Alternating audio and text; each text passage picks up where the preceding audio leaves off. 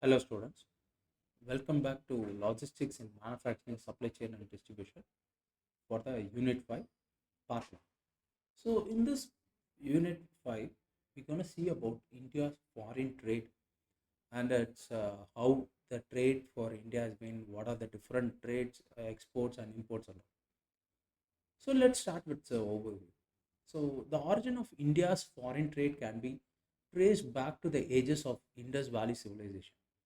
So the license Raj and the large number of trade barriers were intended to be done away with liberalization, opening up the economy to MNCs and foreign investments, including the core and financial sectors, to provide and foreign companies transformed India into a land of different opportunities. Because right now India could be stated as India's world's biggest open market. In early 1990s, India's economies had witnessed dramatic policy changes. The idea behind the new economic model, popularly known as LPG in India, was to make the economy one of the fast growing economies in the world. So, the industrial policy of 1991 is one of the key aspects in Indians' foreign trade. So, foreign trade is an exchange of capitals, goods, and service across international borders of territories. That is like from a country to country it is going to be done.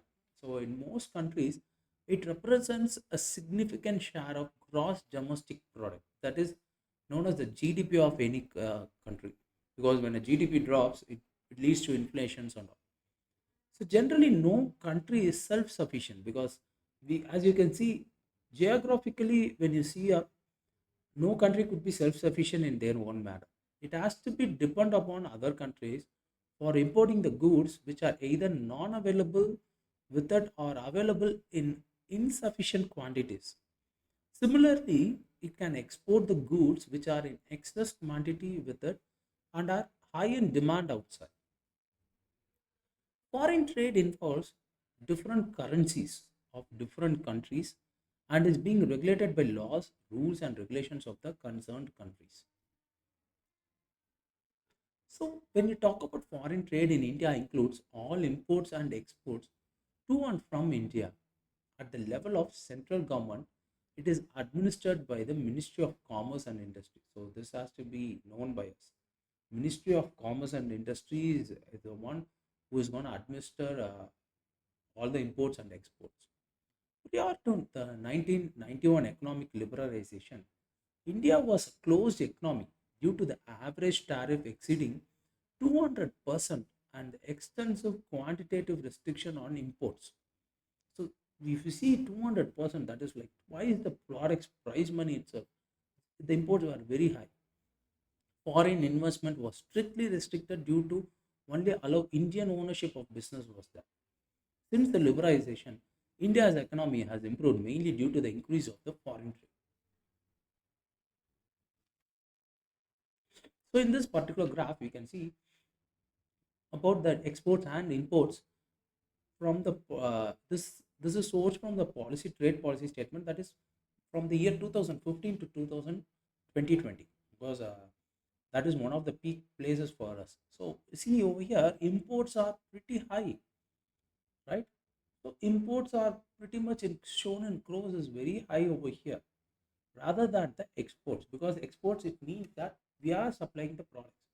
That is nearly one third is our exports are from the imports. If you concentrate, our exports is nearly one third. It's pretty good, but it is not sufficient because it has to be balanced out. That is the most important phase in a foreign trade.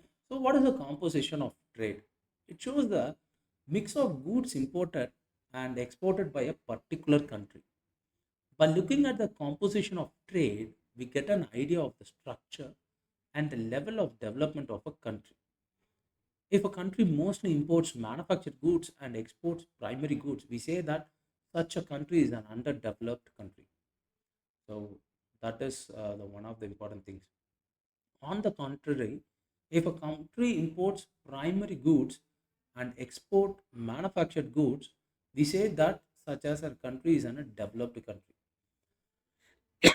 That is, when you talk about India, India is right now at the intermediate stage of from underdeveloped to a developing country, mostly towards a developed one, because we are right now starting to import primary goods and we are exporting the manufactured goods. So, what is the composition of Indian exports? At the time of independence, India mainly exported jute, tea, cotton, textile, hides and skins, manganese, ore, mica, etc. The share of the engineering products was very negligible. But as the process of industrialization got momentum, the combined share of these commodities fell down. For instance, the share of agriculture and allied products in total exports declined considerably from 44.2% to 9.7% in within a span of nearly 50 years, while that of the manufactured goods produced increased from 45 to 66% over the same period of time. That is, we are moving to a developed session, developing country we have become.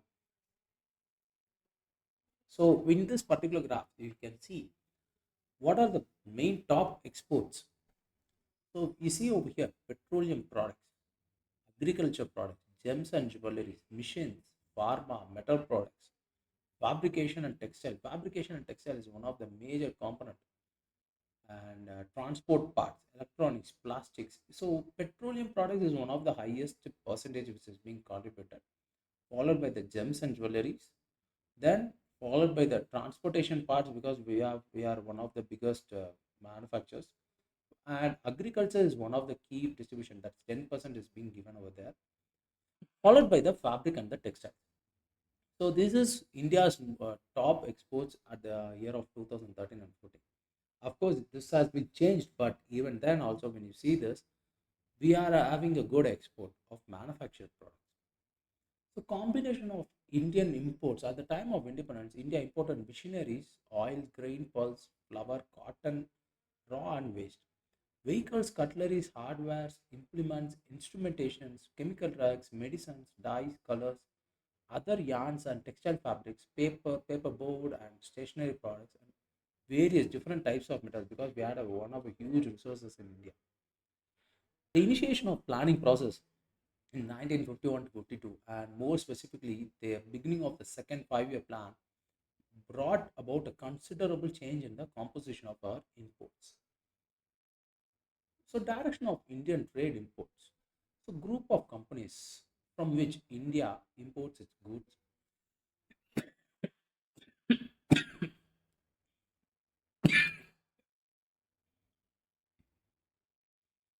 A group of countries from which India imports its goods.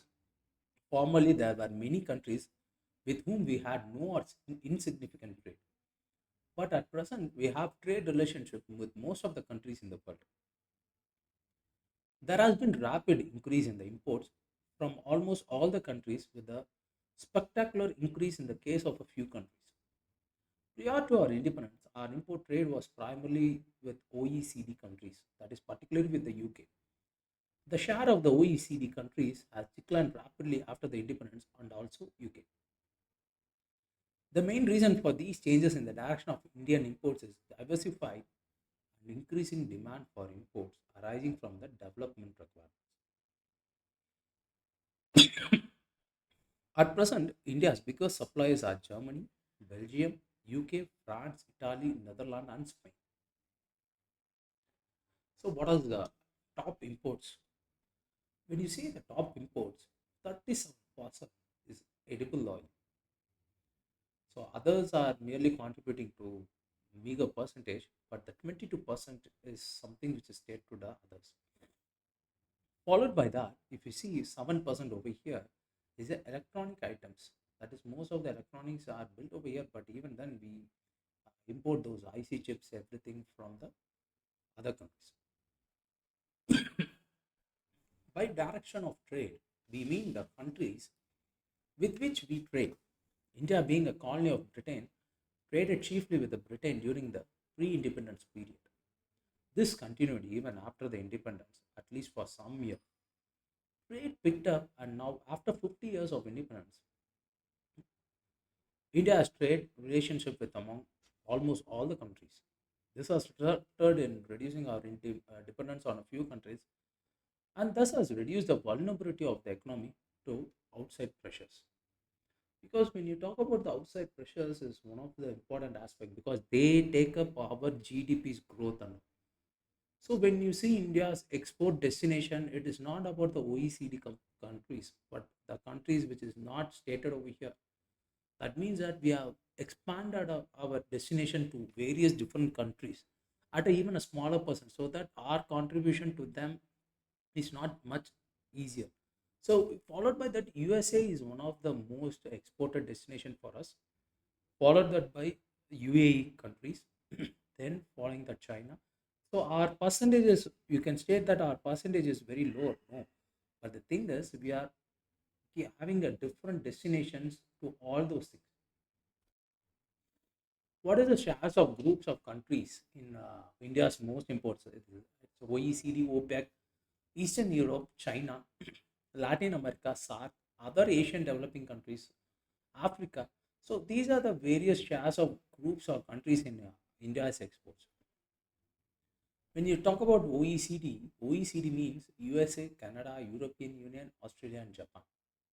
OPEC is Kuwait, Iran, Iraq, Saudi Arabia, and others. Eastern Europe is something Romania, Russia, and others. Other developing nations like at that period of time were South Korea, Hong Kong, Singapore, and Malaysia. So, what is India service sector has grown remarkably and contributing a major share to the GDP of a nation.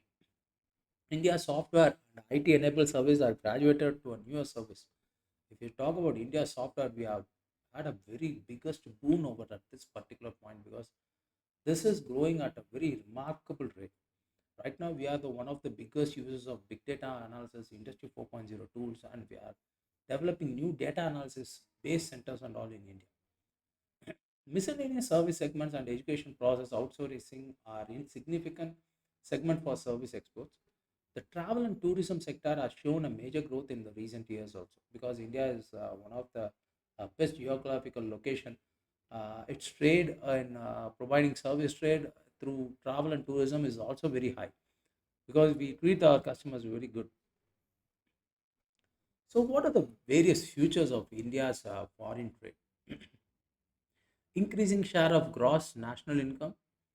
It it has improved the oceanic trade, increased in the volume and value of the trades, change in the composition of exports and imports, mounting deficits in balance of the trades, trend towards globalization, changing the role of public sector completely.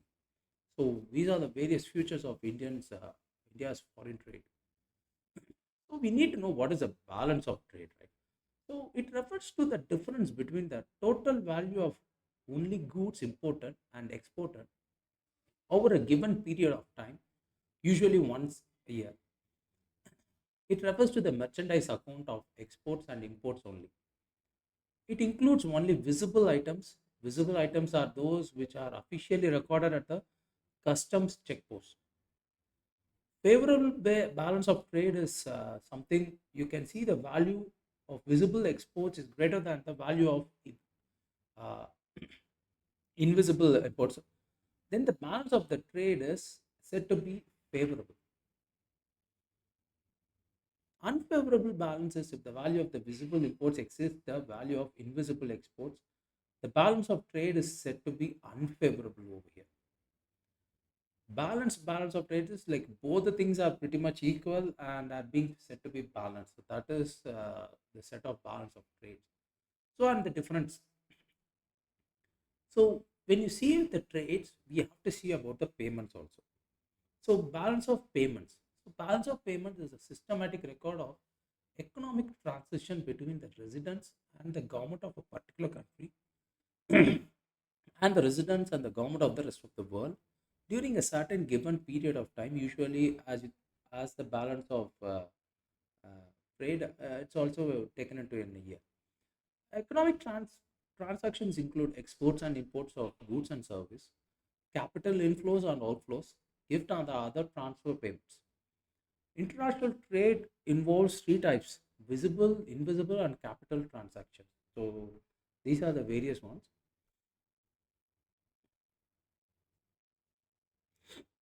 When you talk about the components of balance of payments, we have current capital and official reserve account. So these things contribute a lot to our GDP growth also. So we'll see the current account. So current account consists of real and short-term transactions. It contains receipts and payments on account of exports of all types of visible and invisible items along with unilateral transfers. Real transactions deal with actual transfer even of the goods and service that affects the national income, output and expenditure of the country. They are generally income generating transfers. The following items can be found in the current account of BOP of a nation: visible item, travel, transportation, insurance, investment income, government transaction, gifts and grants and donations, miscellaneous items. Followed by the capital account. Capital account consists of its transaction in a financial asset in the form of short-term lending, borrowing, private and official investment. It refers to the inflow and outflow of the capital, an account of capital transaction like loans and investments, inflow and outflow of foreign capitals, repayment of past debts, interest payment on foreign debts, or basically known as the capital account.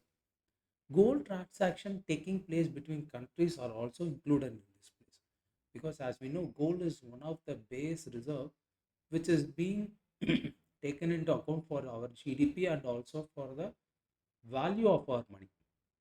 The following items constitute the capital account: privately lent loans, movement in the banking capitals, loans, amortization, miscellaneous items.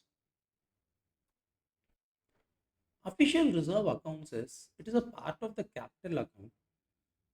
It measures the changes in a nation's liquid and non-liquid liabilities to foreign official holders and the change in a national official reserves assets during the year. So this is one of the biggest thing which is going to directly affect every citizen of India. It includes in its gold stock, changes in the official foreign exchange holding, SDR holdings of the government, and similar other capital transaction, etc., are some of the other items of credit and payment which are being debit items. That is, in conclusion, when you state that the capital account thus reflects the real monetary position of a country in the international capital market, neither current account nor the capital account balances. But when the two accounts are taken together, they have to be balanced. They do balance up. Thus, by combining the deficit and surplus on both current and capital account, we get the overall picture of the BOP of a nation. See, when you talk about the BOP of a nation, trade is one of the complex areas where all the needed contracts has to be put in. Everything has to be documented so that each and every transaction is monitored. If you take the Industry 4.0 tools in the current session, one of the biggest Industry 4.0 tools is stating that every transaction is being transparently and very clear to follow through. That is one of the biggest push in the following through. Blockchain is one of the biggest tool which is used right now to be very accurately see the transfer in any kind of product or a banking accounts also. We have to know that so that in future all these things will be included. So with this, we'll wind up our part one of Unit 5. Thank you.